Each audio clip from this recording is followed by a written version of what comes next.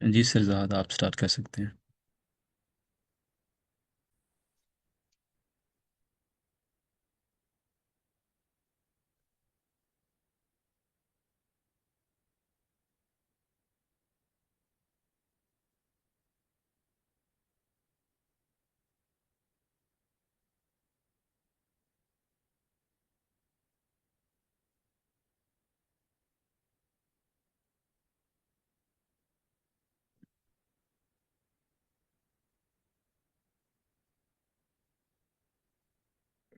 Okay, so let's we start.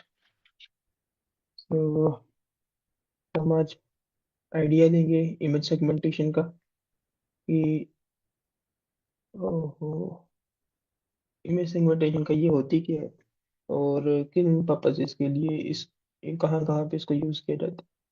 सो ऐसे है कि हमारे यहाँ एक इमेज नज़र आ रही है सेल्फ ड्राइविंग कार की। और हम यहाँ पे देख रहे हैं कि वो एनालाइज कर रही है, एनालाइज करके उसने तीन इंसानों को हाईलाइट किए अपने अ, उसके ऊपर, सेंसर्स के ऊपर। और इससे हम थोड़ा सा नीचे जाए तो यहाँ पे उसने इसी तरीके से एनालाइज किया है उसने गाड़ियों को।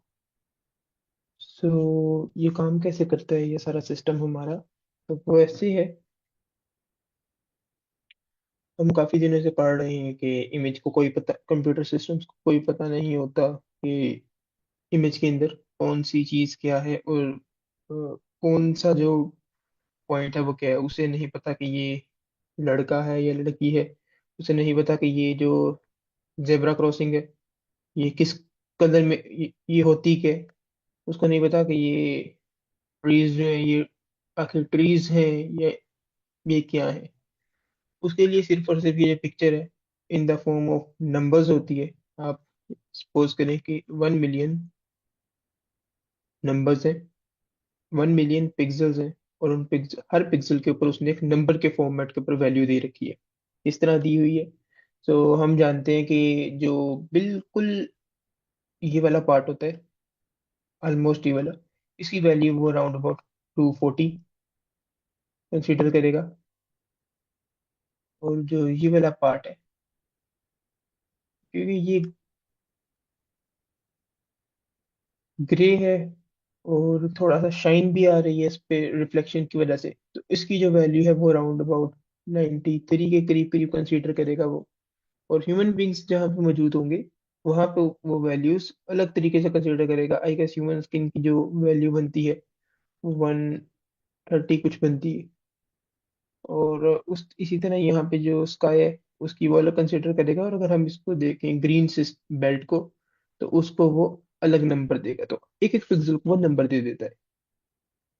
सो ये एक छोटी सी बेसिक सा कॉन्सेप्ट है इमेज सेगमेंटेशन का, कि वो सेगमेंट्स में कैसे बांटता है हर एरिया को। ओके,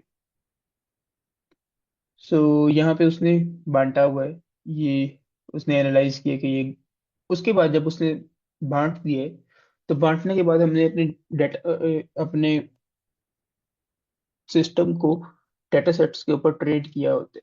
तब उसको इतना हमने ट्रेन किया हुआ है कि उसने एनालाइज किया है कि ये एक गाड़ी है, ये ट्रक है, ये भी गाड़ी है, और ये भी गाड़ी है, और ये जो है वो जो लेन है उसकी असिस्टेंट है, और साथ में ये लेन के अंदर जो उसकी बाउंड्रीज है वो है। सो इसकी डेफिनेशन एक छोटी सी देख लेते हैं, फिर हम आगे इसको डिस्कस करते हैं क्या चीज़ है ये। एक्सक्यूज कंप्यूटर मी सीज। सरदाद, जी इसको थोड़ा जूम जूम इन कर सकते हैं? जी जी अच्छा जी। नजर आ रहा है। Thank you. तो thank you sir. a computer sees a grid of images, हमने डिस्कस कर रखा है इसको बहुत मुझ ग्रिड ग्रिड ऑफ इमेजेस क्या होते हैं। ग्रिड ऑफ इमेजेस आप समझ लें ये,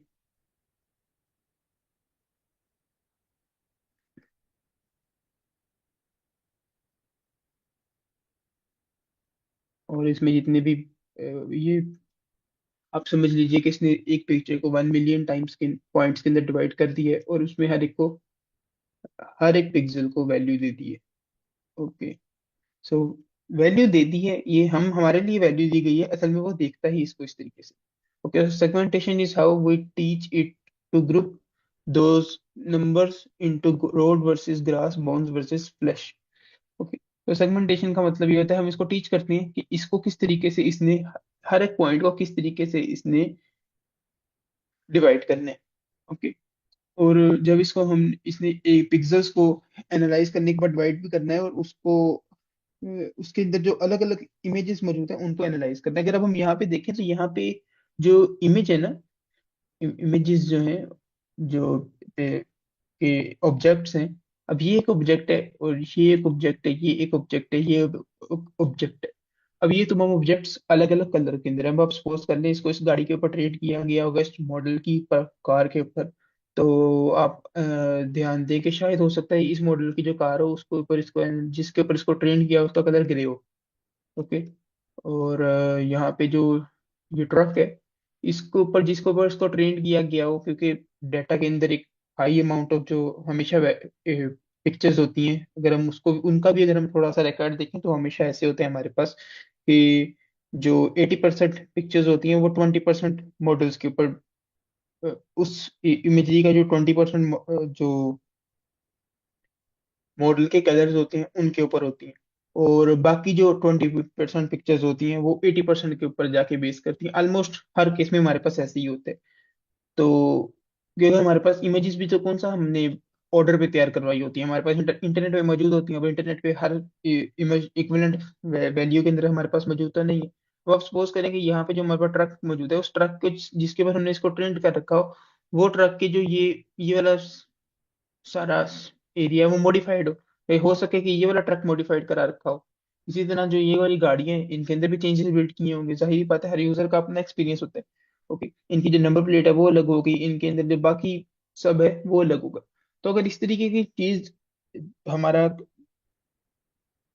सपोज करें सेल्फ ड्राइविंग कार 24 घंटे देखती है, तो वो तो बहुत एरर्स देगी हमें। और ये अ, अगर एक एरर देती है, दो देती है, तीन देती है, और इस तरह के ये रोज रोज हमें एरर्स देती है, तो ये तो हर तीसरे दिन इसका कोई ना कोई एक्सीडेंट होना चाहिए इस चीज की बेस के ऊपर।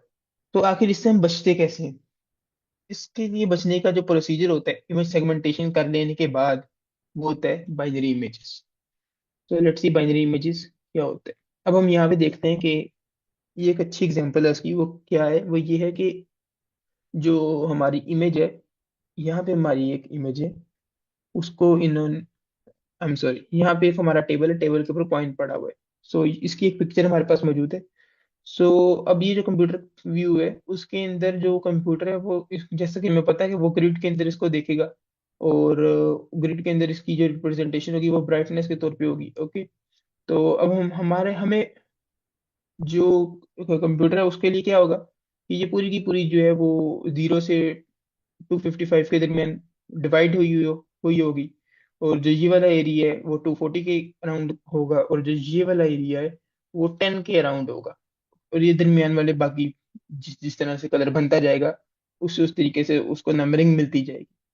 ओके, लेकिन अब नंबरिंग तो हमने इसको दे दी है, मगर इसकी जो बाउंड्रीज हैं, अगर आप ये देखें, ये वाली बाउंड्रीज है कॉइन की, और यहाँ पे इसके कलर की पॉइंट बाउंड्रीज है, वो एनालाइज कैसे करेगा आखिर कि ये दोनों अलग अलग पिक्चर्स हैं। और क्योंकि अगर हम देखें तो कलर का चेंज यहाँ पे भी आ रहा है ना, इधर इस जगह के ऊपर कलर का चेंज आ रहा है, इस जगह के ऊपर कलर का चेंज आ रहा है, तो वो तो हो सकता है कि अगर इसको, अगर वो अपने आप ही एनालाइज करके क्वाइन कंसीडर कर ले, तो फिर वो ये वाला एरिया है, ये वाला एरिया हो सकता है वो उसको एक अलग चीज कंसीडर कर ले। It's possibility. तो इसको हम किस तरीके से देखते हैं? सो ये इसका एक नेचुरल हिस्टोग्राम है जो कि इस पिक्चर का बना है। अब वो कैसे बना है, तो देखें यहाँ पे, यहाँ पे ऐसे है कि हमारे पास अब हमारी जो ये इमेजरी है उसका जो स्टार्ट है ये हिस्टोग्राम का, वो जीरो से, मैं एक बार हिस्टोग्राम थोड़ा सा एक्सप्लेन कर देता हूँ ताकि आप लोगों को ये सारा पॉइंट क्लियर हो जाए इसको आगे समझने में। ये स्टार्ट जीरो से होता है और एंड ये यहाँ पे 255 के ऊपर हो रहा है। अब मेरे से नंबरिंग यहाँ पे नहीं दी गई 255 की, तो हम अभी दे देते हैं। ये अराउंड 250 बनता है, 255 थोड़ा सा आगे जाएगा, और इसको हम ऊपर कर लेते हैं, सपोज कि ये यहाँ तक जा रहा है अराउंड 10,000 तक। ओके। अब ये असल में है क्या? वैसे तो हम बहुत बार डिस्कस कर चुके हैं, मगर फॉर द रैकेट एक बार दोबारा कर लेते हैं। ये है ये कि जस्ट यू सपोज ये वाली जो वैल्यू है, यहाँ पे जो एक वैल्यू बन रही है इस पॉइंट, अब आप सपोज करें कि यहाँ पे जो फ्रीक्वेंसी नंबर बनता है वो बनता है 600। ओके। और यहाँ पे जो वैल्यू वैल्यू बन रही है पिक्सल्स की, वो बन रही है अराउंड 30। 32 कर लेते हैं। 32 के ऊपर आखिर कितने जो पिक्सल्स हैं इस पूरी इमेजरी के, वो मौजूद होंगे? 32 के पॉइंट के ऊपर फ्रीक्वेंसी, यानी 32 की फ्रीक्वेंसी रेंज के अंदर राउंड अबाउट 600 पिक्सल्स होंगे जो मौजूद होंगे। ओके। ये रफ एस्टिमेट है, इसको मोर क्लैरिटी से अगर हम देखें तो हो सकता है 601 मौजूद हो, और हो सकता है ये .33 हो। और इसी तरह जो 100 पॉइंट है, उसके ऊपर आखिर कितने पिक्सल्स मौजूद होंगे, इसको भी एक बार हम चेक कर लेते हैं। तो इसके ऊपर अगर हम देखें तो जस्ट फॉर आवर आइडिया, ये बनते हैं अराउंड अबाउट 6800। ओके। तो आप सपोज कर लें कि 100 पॉइंट के ऊपर 6800 पिक्सल्स की जो अमाउंट है वो मौजूद होगी। ओके। लेकिन अब हम अगर यहाँ देखें तो ये पहले ऊपर गया। ओके। और एक माउंटेन की फॉर्म में ये बना, और फिर ये नीचे आ गया। फिर ये उसके बाद दोबारा ऊपर गया, और फिर ये आगे जाके नीचे आ गया, और फिर ये 250 तक, 255 तक चला गया। तभी है क्या, ये जो ये वाली पूरी की पूरी इसकी माउंटेन बनी है, वो ये जो ये वाला कलर है इसकी बनी है। और जो ये वाली माउंटेन बनी है, वो जो ये वाला कलर है उसको लेके बनी है। अब ये माउंटेन भी इवन कैसे बनी है, तो हम जानते हैं कि जो ये वाली कलर की रेंज है सिल्वर है। और सिल्वर कलर जो है वो राउंड अबाउट स्टार्ट होगा 155 या 160 के करीब से, और ये जाएगा 230 तक के राउंड अबाउट। ओके। और जो बैक पे कलर था, ब्राउन और ग्रे और डार्क, जो थोड़ा डार्क ग्रे जो कलर था, वो राउंड अबाउट स्टार्ट होगा 910 से, और जाएगा वो राउंड अबाउट 145 155 के, ठीक, 150 तक चला जाएगा। सो इस तरीके से वो ऊपर जाएगा और नीचे आएगा, और यहाँ से वो ऊपर जाएगा और नीचे आएगा। तो इस तरह की इमेजेस में, तो अगर हम यहाँ देख लें, यहाँ पे भी यही उन्होंने बात समझाई हुई है। On the left hand, all of the dark pixels representation took place in the graph, the table background. Okay. The smaller mountain on the right represents the all the bright pixels. The coin in the very middle, the valley maintains key separation between them. अच्छा, अगर हम ये देखें इसको, हम हमारी जो binary images का जो कॉन्सेप्ट है, उसके अंदर हम इसको जो ये हमारी दो माउंटेन्स के दरमियान जो ये पोजीशन बनती है, ओके, ये यू की, इसको हम वैली बोलते हैं। ओके। बाइनरी इमेजेस के कॉन्सेप्ट के अंदर। ओके। तो ये वैली है, ये जब दो इमेजेस, यहाँ आप सपोज करें ऑलमोस्ट 3 इमेजेस होती हैं, यहाँ पे एक गोल्डन कलर का कॉइन भी होता है, तो यहाँ पे 3 माउंटेन बन जाने थे इसी तरह से। ओके। तो 2 वैलीज बन जानी थी, और वो जो 2 वैलीज होती होती वो क्या कहते हैं, माउंटेन्स के अंदर सेपरेशन को की वजह बनती। ओके। उनसे फिर हम एक पर्टिकुलर पॉइंट के ऊपर सेपरेशन डालते। सो जैसा कि हमने अभी यहाँ पे डाली है सेपरेशन, इसको हम थ्रेशोल्ड बोलते हैं, इस सेपरेशन को। ओके। टेक्निकल टर्म में। तो ये हमने सेपरेशन दी है। Okay. So there we took decision by finding the threshold between a very dark and bright part. Okay. So जो ये वाला पार्ट है, ये कॉइन का, और जो ये वाला पार्ट है उसके ऊपर हमने अब सेपरेशन डाल दी।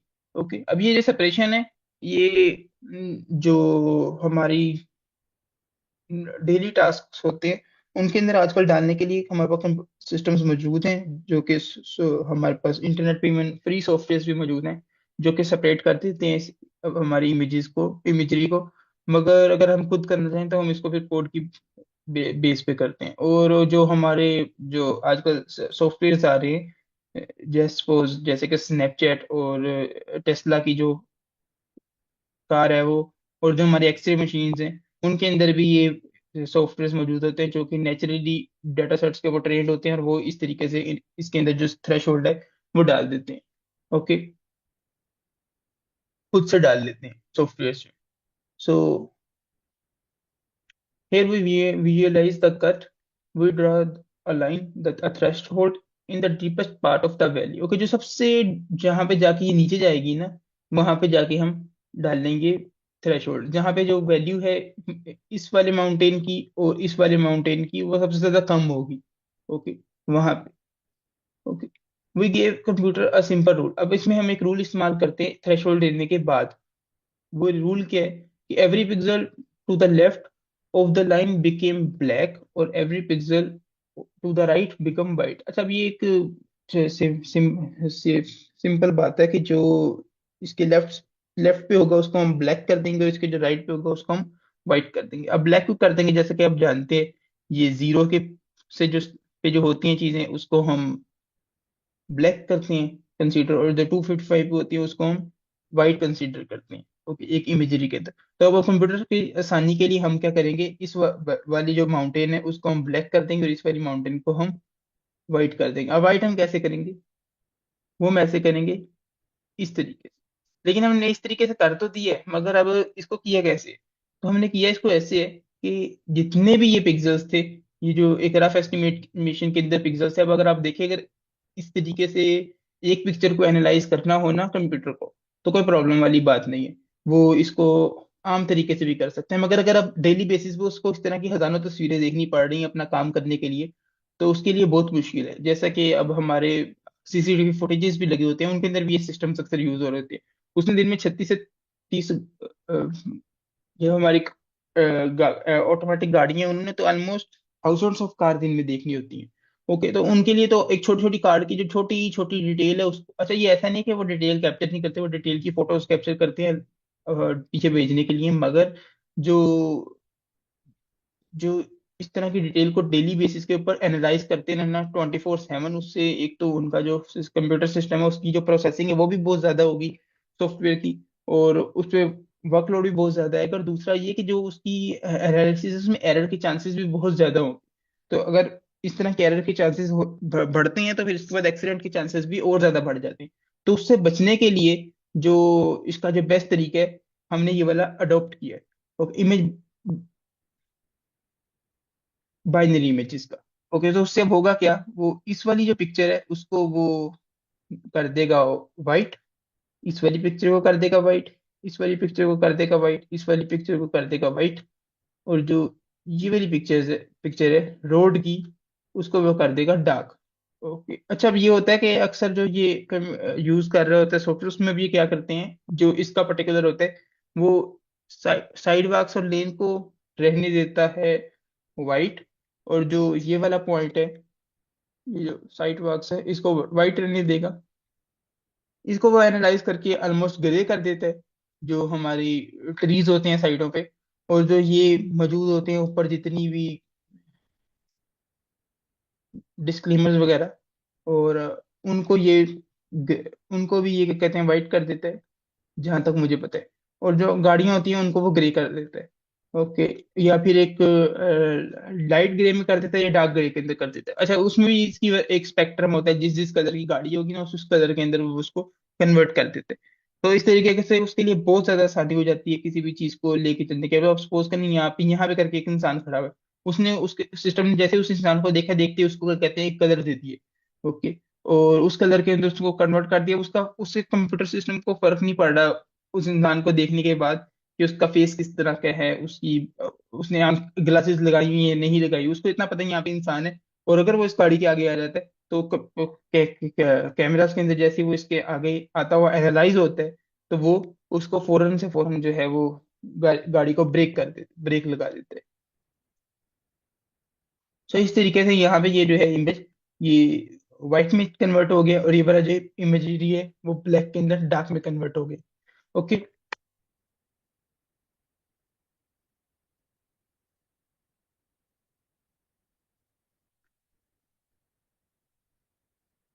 तो ये जो हमने डिटेल में डिस्कस किए, ये इमेज सेगमेंटेशन थी।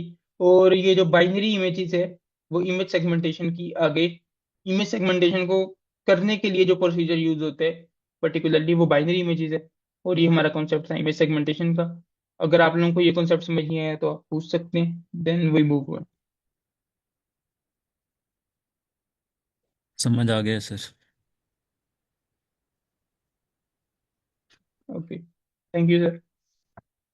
We are going to be a self-driving car. Okay, we activity है. For now, imagine this grid is a camera of self-driving car looking at the dark road with one white lane painted on it. Okay.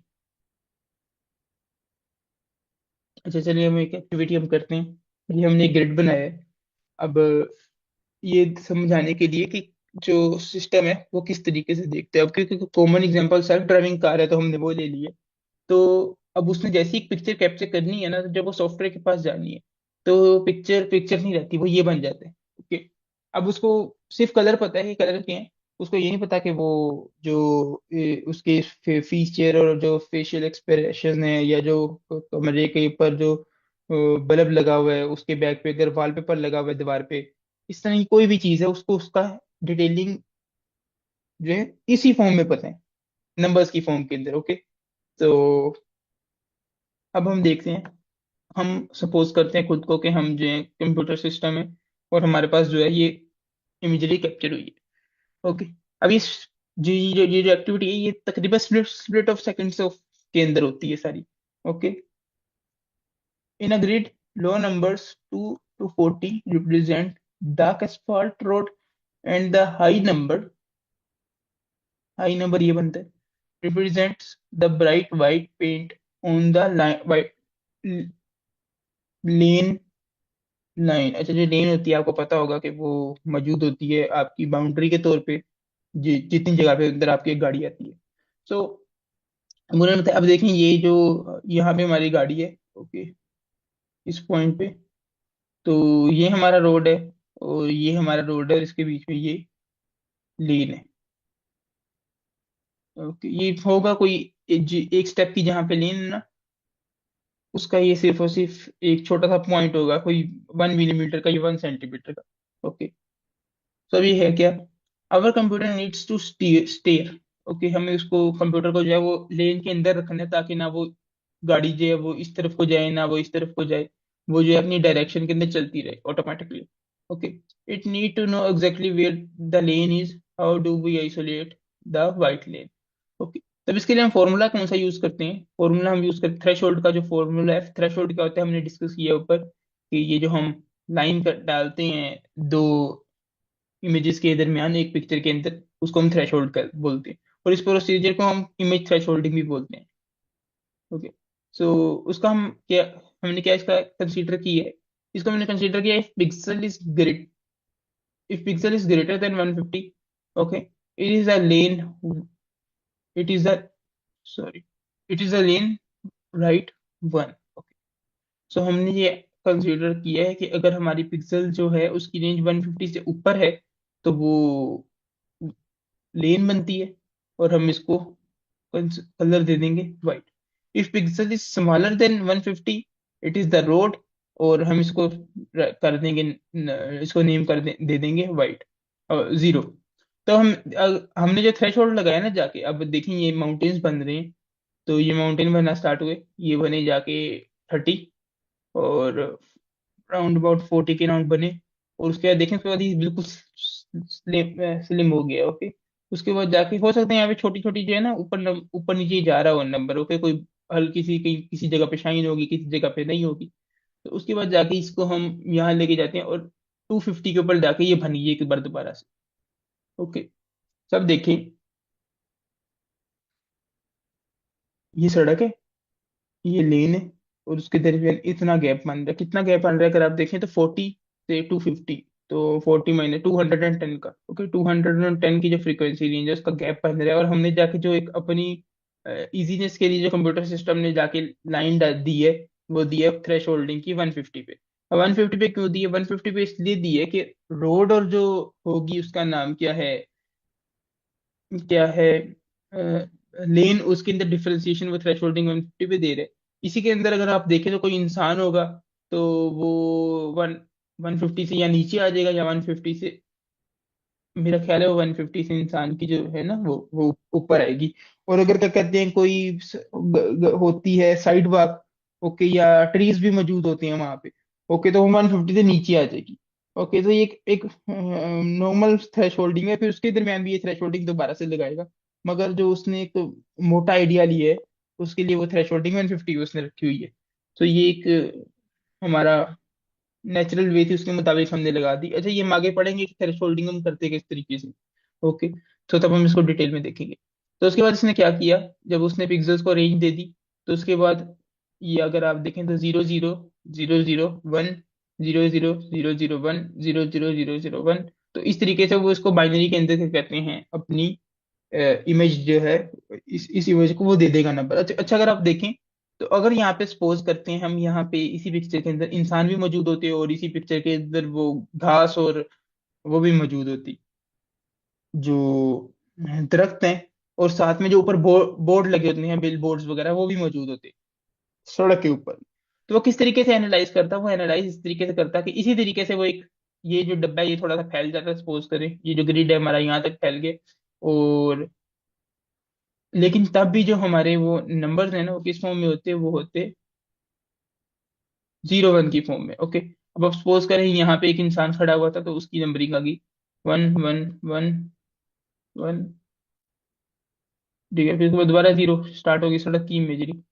और यहाँ पे जो थे दरख्त वगैरह, उनकी आ गई, तो वो भी 0 के ऊपर आ गई। ओके, तब ये हमारे लिए तो 0 0 0 1 थोड़ा करना मुश्किल हो जाएगा, मगर जो कंप्यूटर है ना, उसको जब वो ब्लैक एंड व्हाइट के अंदर क्या कहते हैं करेगा, तो यहाँ पे जो है वो दरख्त वगैरह जो हो जाएगी, उनकी भी एक हल्की सी आ जाएगी पोजीशन। अगर इंसान कोई खड़ा होगा तो उसकी भी पोजीशन आ जाएगी, तो वो ब्लैक एंड व्हाइट कलर के अंदर जो है उसको क्लियर हो जाएगा कि यहाँ पे कोई चीज मौजूद है, यहाँ पे कोई चीज मौजूद है, और यहाँ पे कोई चीज मौजूद है। अब उसको जब इस तरीके का ब्लैक एंड व्हाइट के अंदर डाटा मिलेगा ना, जैसे कि वो एनालाइज कर लेगा इसको कि ये क्वाइन है। वो कैसे एनालाइज करेगा, वो जिस डाटा सेट के ऊपर वो ट्रेंड हो रखा होगा, उस डाटा सेट के मुताबिक उसको पता चल जाएगा कि यहाँ पे क्वाइन है। ओके, अगर ये होता, उसका नाम क्या है, चांद होता, तो इसकी किसी जगह के ऊपर जाके पोजीशन बनी होती, सपोज करें यहाँ पे बनी होती पिक्चर। तो अभी बिल्कुल मून जैसा ही है ये। अगर हम किसी आम इंसान को दिखाएं और कहें कि ये आपके, आप सड़क पे खड़े हैं और आप सामने देख रहे हैं, तो ये चीज बनती है, तो वो कहेगा मून है। ओके, सो अगर सपोज करें वो यहाँ पे होता, तो वो जिस डाटा सेट के ऊपर ट्रेंड हुआ, तो उसके मुताबिक वो बता देता कि ये जो है वो मून है। ओके, इसी तरह अगर कोई और चीज भी गोल बनती है, तब उसके मुताबिक उसको बता देता कि ये जो चीज, हमें बता देता कि ये चीज जो है ये बन रही है, ये चीज जो है वो बन रही है। ओके, तो आपको जो है वो, हमने इमेज सेगमेंटेशन का एक छोटी सी जो है वो एग्जांपल परफॉर्म करके देखी है। So the computer now see a perfect vertical line and know exactly where to steer the car. अच्छा, इसके बाद फिर जो है कंप्यूटर को पता होगा कि ये उसकी 0 0 वाली उसकी लिमिट है, उसने इधर रहना है या उसने इधर रहना है, उसने इसके ऊपर नहीं चढ़ना। और वो इसके मुताबिक उसको गाड़ी को स्टेयर करता रहेगा। ओके, अच्छा, ये हिस्टोग्राम आप लोगों को क्लियर है ना? अगर नहीं क्लियर तो फिर हम डिस्कस कर लेते हैं दोबारा इसको। यस सर, क्लियर है। Okay, thank you. सो एक बार हम देख लेते हैं। वैसे जो एक्स एक्सिस है ये वाली, वो इसकी डार्कनेस और ब्राइटनेस को रिप्रेजेंट करती है 0 से 255 के दरमियान। और जो वाई एक्सिस है, वो क्वांटिटी जो है पिक्सल्स की, उनको डिस्क्राइब करती है। जैसे कि 2500 पे कोई है, आई गेस होगा, हाँ है, 2500 के अबाउट, राउंड अबाउट जो वैल्यू बनती है वो बनती है 151। ओके, अब अगर हम देखें यहाँ पे, तो एक इमेज हमें मुझे मिली है जो कि है ये वाली। अच्छा, अब सरदाद, ये सर, सर अली का क्वेश्चन है। सर जी रफीक। अस्सलाम वालेकुम। जी अस्सलाम वालेकुम सर जाहिद, ये जरा जी हिस्टोग्राम पे करिएगा। इसमें थोड़ा सा ना मैं ऐड कर दूं। यस ये सर। हिस्टोग्राम में बेसिकली जो है वो 0 से लेके 255 तक ही रेंज इस वजह से आ रही है, क्योंकि हमने एक दफ़ा क्लास में डिस्कस किया था कि जब हमारे पास इमेज जो है वो 8 बिट के ऊपर होगी, तो उसकी जो रेंज है वो 0 से लेके 255 उसकी रेंज होती है। ठीक है जी। और जब हमारी जो इमेज है वो 16 बिट के ऊपर होगी, तो उसकी जो रेंज की वैल्यूज होंगी वो 0 से लेके 65,500 कुछ वैल्यूज है। तो ये जो आपको 0 से लेके 255 तक की रेंज नजर आ रही है, तो इसका मतलब ये है कि ये जो इमेज है वो बेसिकली 8 बिट की इमेज है। ठीक है। सर वैसे में एक फॉर क्यूरियोसिटी, जो इमेज होगी है, क्योंकि हम तो एक नॉर्मली आईडी के लिए 8 और 16 बिट रख लेते हैं ना अपने कोर्स में। तो जो अगर एक इमेज 12 बिट की है या 10 बिट की है तो उसके लिए क्या हिस्टोग्राम की वैल्यू बनेगी? वो 255 पे लाई करेगी या ये 65,000 पे? नहीं, वो सर उसकी रेंज डिफरेंट हो जाएगी। वो हमने एक दफा क्लास के अंदर ना, जब हम ये हाई डेप्थ बिट नॉर्मलाइजेशन की बात कर रहे थे ना, तो उसमें हमने उस टॉपिक के अंदर ये देखा था कि जब 8 बिट की इमेज होती है तो उसकी जो रेंज की वैल्यूज हैं वो डिफरेंट हैं। जब हमारी जो है वो 16 बिट की इमेज की वैल्यूज हैं वो डिफरेंट है। तो फिर हमने देखा था कि अगर हमारे पास 16 बिट की कोई इमेज आ जाती है तो हम उसको 8 बिट के अंदर नॉर्मलाइज कैसे करते हैं। ये पिछले वीक के अंदर ना हमने एक टॉपिक में इसको देखा था जिसमें हमने बात की थी हाई बिट नॉर्मलाइजेशन की, कि अगर हमारे पास कोई हाई क्वालिटी हाई बिट की ऊपर इमेज आ जाती है तो हम उनको नॉर्मलाइज करके किस तरीके से जो है वो लेके आते हैं 8 बिट के अंदर। क्योंकि जो हमारा कंप्यूटर है वो, मेरा ख्याल है कि जो है वो 8 बिट के ऊपर जो है ना वो उसको एनालाइज कर रहा होता है। जी जी, वो ज्यादातर डिस्प्ले उसका 1080 सपोर्ट करते हैं वीडियो जी के अंदर। तो वो फिर बिल्कुल। उसको क्योंकि जो ट्रांसफॉर्म कर हमारी देता है। 16 बिट की इमेजेस हैं वो ज्यादा हमने देखी थी कि जो हमारे एमआरआईज जो हैं और जो हाई क्वालिटी मेडिकल इमेजेस हैं, इमेजिंग जो है वो ज्यादातर जो है वो 16 बिट के ऊपर होती हैं। जी बिल्कुल सर। सर हमने यही पढ़ा था कि जो 8 बिट वाली है उसकी रेंज 0 to 255 तक होती है, और जो 12 बिट वाली थी उसकी 0 to 4,000 तक रेंज थी, और जो 14 बिट वाली थी उसकी 0 to 16,000 तक रेंज थी, और जो 16 बिट वाली इमेज थी उसकी 65,000 तक रेंज थी। जी बिल्कुल बिल्कुल।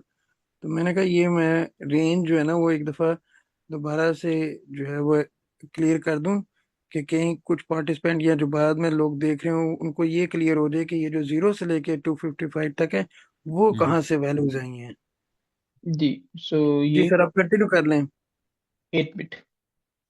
जी जी मगर सर, आप हम जो कंटिन्यू कर लें। अपने कोर्स में जितना भी आगे पढ़ेंगे ना, वो मेरा ख्याल है वो हम 8 बिट को ही एनालाइज करेंगे ताकि हमारी एक जी मैं डायरेक्शन क्लियर रहे। मेरा जहाँ तक जी ख्याल है। मेरा जी मेरा अपना ख्याल भी यही है कि हम 8 बिट के ऊपर ही ज्यादा जो है ना वो इमेजिंग देख रहे होंगे।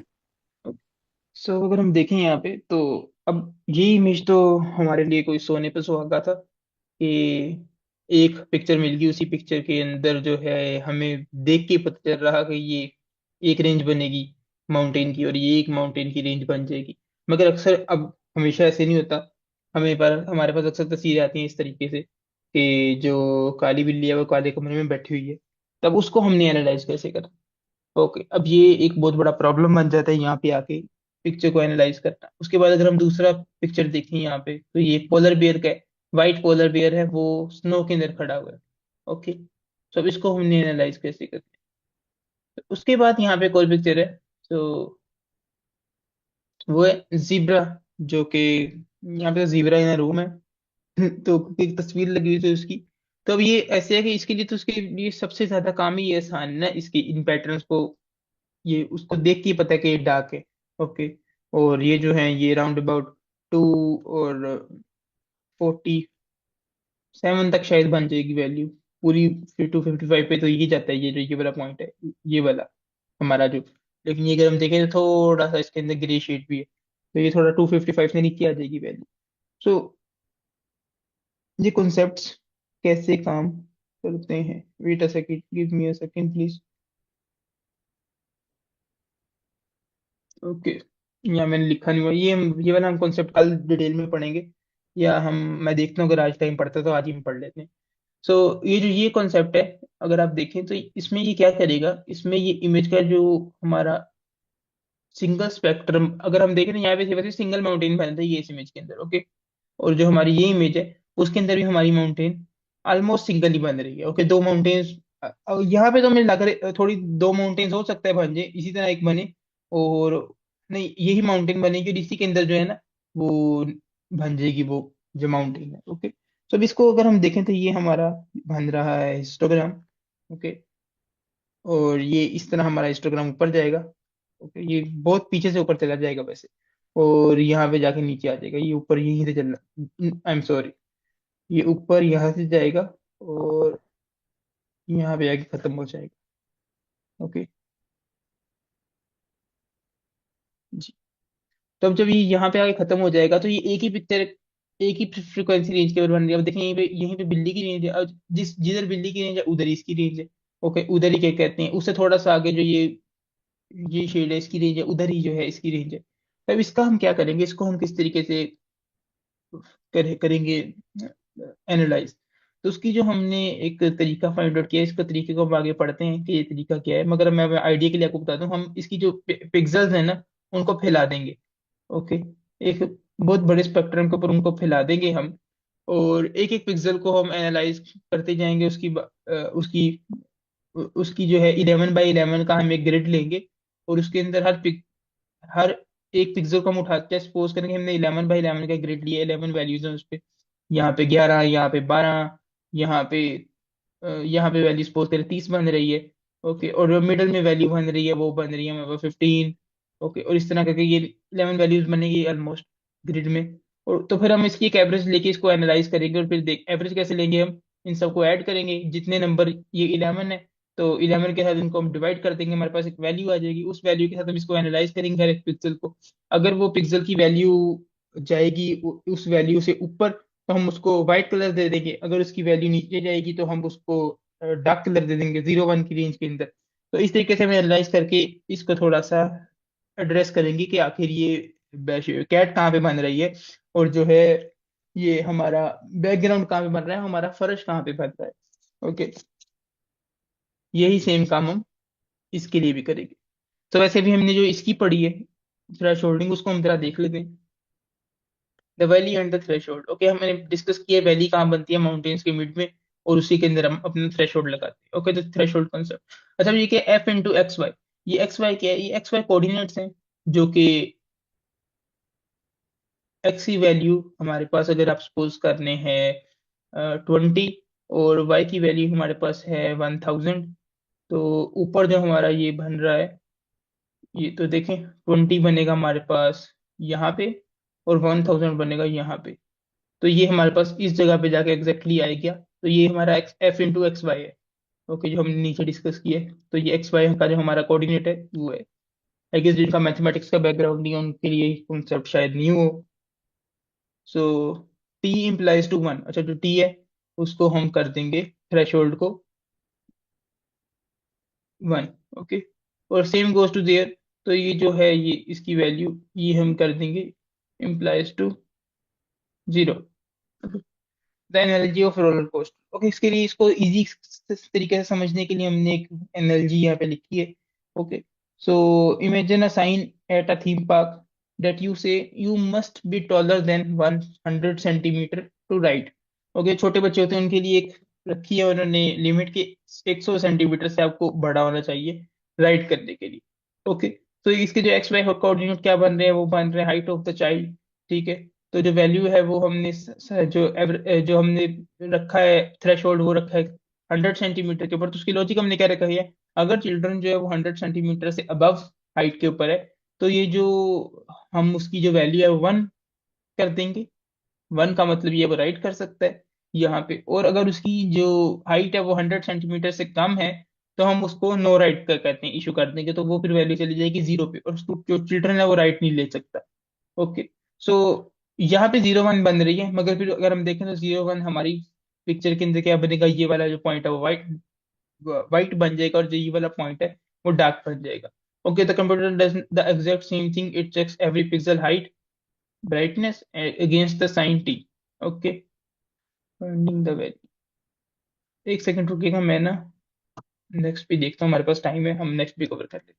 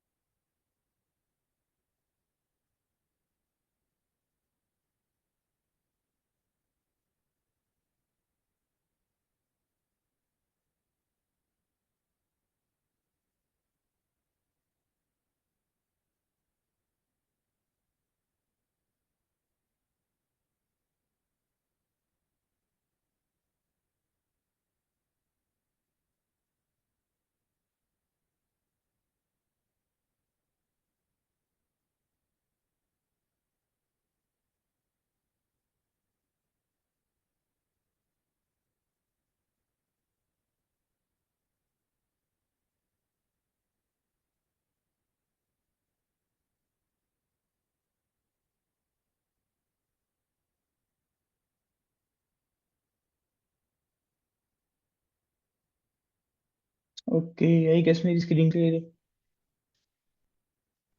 जी सर। ओके। सो अब आपको इमेज इमेज सेगमेंटेशन का कॉन्सेप्ट समझ में आया होगा कि वो कैसे काम करते हैं। तो सेगमेंटेशन जो है वो हमारा जो गोल है, अपनी एक इमेज के अंदर जो ऑब्जेक्ट्स हैं उनको सेगमेंटेशन करना, और उसके लिए जो प्रोसीजर हम यूज करते हैं वो थ्रेश होल्डिंग है। आपको अगर याद, अगर जहन में हो आपके, तो वो थ्रेश होल्डिंग कहाँ बनती है, वो ये बनती है। तो ये हम एक हमारे लिए एक टूल है अपने ऑब्जेक्ट्स को डिफरेंशिएट करने के लिए किसी भी इमेज के अंदर। और सेगमेंटेशन जो है वो हमें हमारे कंप्यूटर सिस्टम के लिए एक गोल है। ओके, एक बार हम यहाँ पे एग्जांपल डेफिनेशन देख लेते हैं, जो standard definition. Segmentation is a process of partitioning a digital image into multiple segments, set of pixels. In similar terms it is cutting out the important object from the background. Okay, जैसे कि इसको हमने किया था। सो ये वो पूरा याद है। अब यहाँ पे एक थ्रेशोल्डिंग की भी डेफिनेशन देख लेते हैं। Thresholding is a method of image segmentation that convert a grayscale image into binary numbers. It works by setting a cutoff value and classifying every pixel as either object or background based on whether it is above or below the cutoff. Okay, जैसा कि अगर ये से above है तो इसको ये वो नंबर दे देगा 1 का, और इससे बैक पे थ्रेशोल्ड से तो उसको वो 0 कर देगा। तो हिस्टोग्राम। ओके। तो जो अब अगर हम देखें तो यहाँ पे हमारे पास दो अप्रोचेज बनती हैं हिस्टोग्राम को लेके। जो हमने ये थ्रेशोल्ड का जो हमने यहाँ पे ये लाइन लगानी है ना, इसको लेके हमारे पास दो पिक्चर बनती है। एक तो ये आइडियल केस जो हमारे पास ये है, और उसके अलावा जो हमने पीछे एक पिक्चर्स में देखा। सो लेट वो discuss discuss the global thresholding. अच्छा, इसको हम 10 स्ट्रिक्ट अप्रोच बोलते हैं इसके अंदर अपनी इस कॉन्सेप्ट के अंदर। तो ये क्या है? Imagine single Imagine a single strict rule by entering entire for the entire image. We pick one number, let's say t equal 127, and every single pixel in the image must obey this number. Okay. अब हमने एक strict rule बना दी है कि यहाँ पे हमने threshold लगाया है। तो हर जो हमारे पास होगा नंबर, जो पिक्सल होगा, उसको यही रूल फॉलो करना है। ओके। वो ये रूल उसने कैसे फॉलो करना है कि इससे ऊपर जितना होगा वो 1 होगा, इससे नीचे जितना होगा 0, बस। क्लियर? ना इससे हमने ऊपर जाना है ना हमने इससे नीचे जाना है। ओके। हमने अपनी एक रेंज दे दी है, उसने इसी के साथ डील करना है। अब इसके साथ जो प्रॉब्लम है ना, वो पता क्या है? अब यहाँ पे हमने एक इमेज यूज की है, ये बहुत अच्छे से क्लियर कर देगी इस पॉइंट को। कि एक हमारे पास पिक्चर है, हमारे पास पिक्चर किसकी है? हमारे पेपर की। अब ये देखिए, हमारे पेपर के ऊपर भी यही कॉन्सेप्ट समझाया हुआ है, थ्रेश होल्डिंग का। सो उसके अंदर हमारे पास जो कॉन्सेप्ट है वो ये है, देखिए यहाँ पे हमारे हाथ की एक आ गई है शेडो। ओके। अक्सर पिक्चर्स के अंदर ऐसी होते आ जाती है। तो जब शेडो आई है ना, तो जब उसने इमेज के अंदर थ्रेश होल्डिंग करनी है, तो वो क्या करेगा? वो करेगा ये कि सपोज कर लें आप कि ये जो बन रहा है इसका,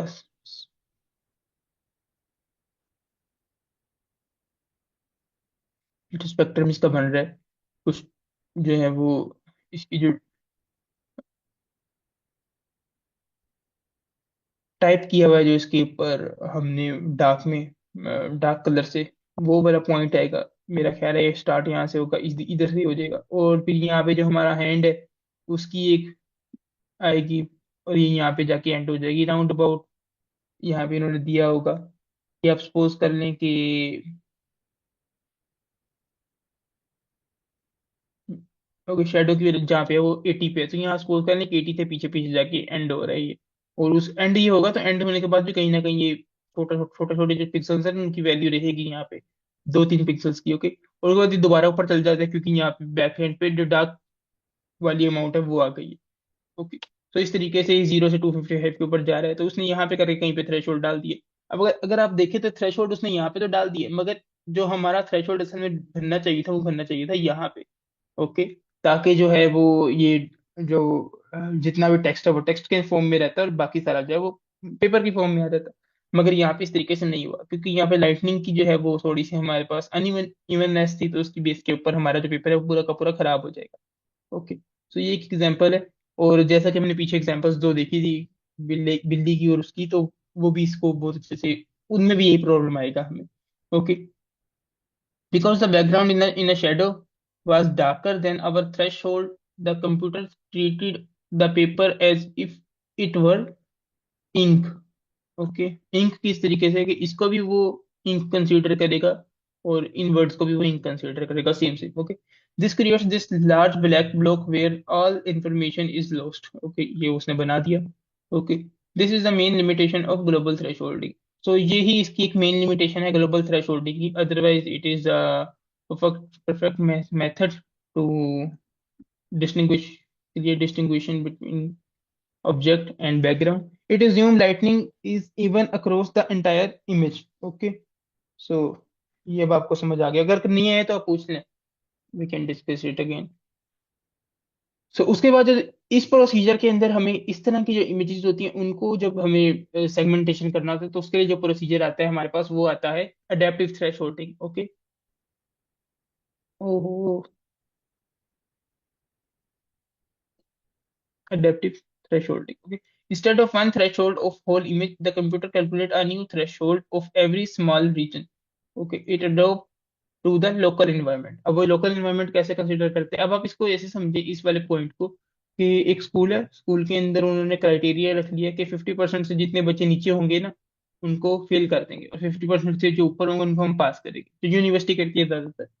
यहाँ पे इन्होंने क्या किया है, यहाँ पे इन्होंने एक हमें एक छोटी सी इस पोजीशन पे हमें दी है, उसका नाम क्या है, फ्लेक्सिबिलिटी। कि अब आप सपोज कर लें ग्रुप ऑफ स्टूडेंट्स असाइन किए हुए हैं उन्होंने, हर ग्रुप के अंदर 11 स्टूडेंट्स।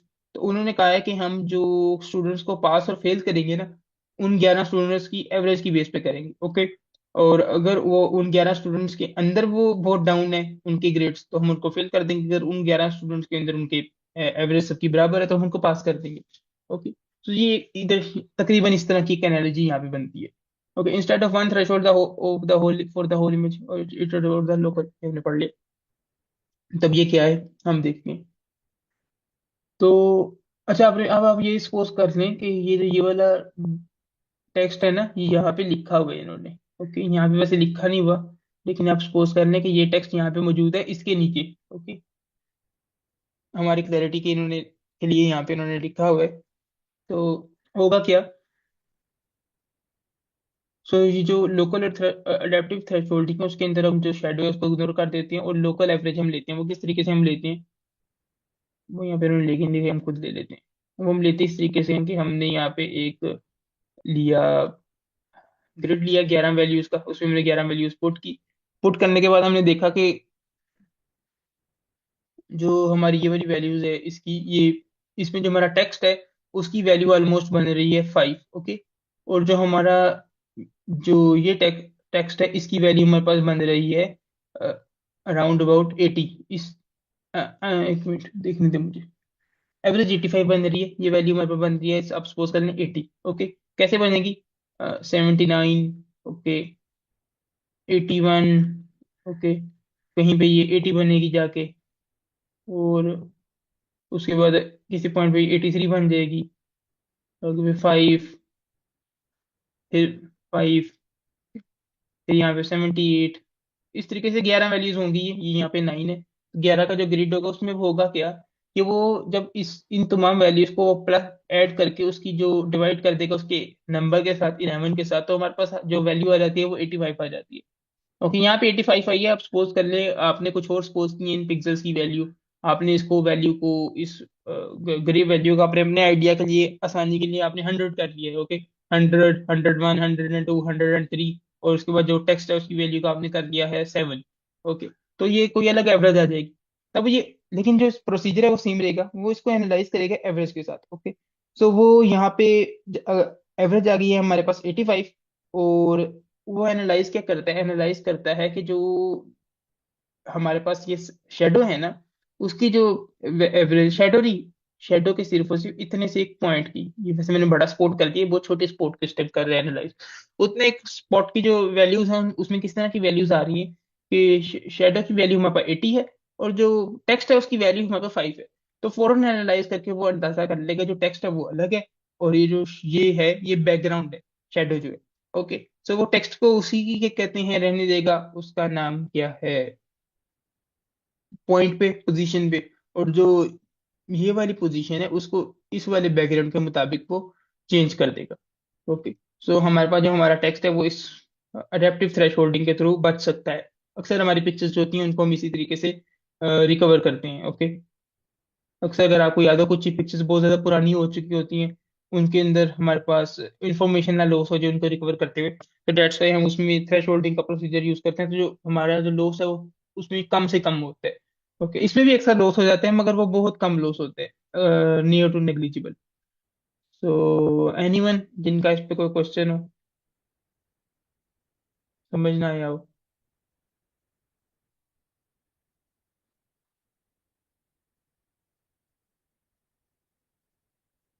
आई गेस किसी का कोई क्वेश्चन नहीं है, तो टाइम जी सर। कम है। ये भी तो हम फिनिश। जो है फिर कल जो है इसका प्रैक्टिकल करेंगे। हमने ओपन सीवी देख ली थी, तो हम फिर वो थ्योरी और प्रैक्टिकल कल इसका नेक्स्ट